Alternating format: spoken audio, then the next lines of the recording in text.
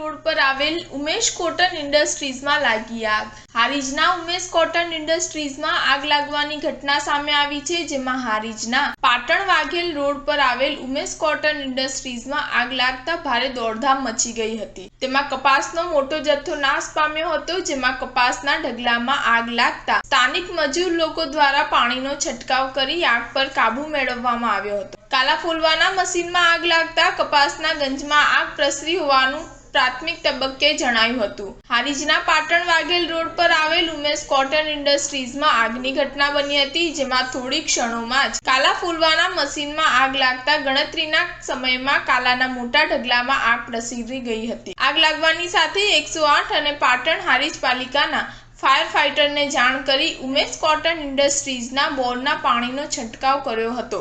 અડધા કલાકની જહેમત બાદ આ આગને કાબૂમાં લીધી હતી। ત્યારબાદ પાટણથી ફાયર ફાઇટરને ઘટના સ્થળે પહોંચ્યું હતું। આ ઘટનામાં કપાસના ઢગલામાં આગ લાગતા સ્થાનિક મજૂર લોકો દ્વારા પાણીનો છંટકાવ કરી આગ પર કાબુ મેળવાયો હતો। Star news 7 Patan.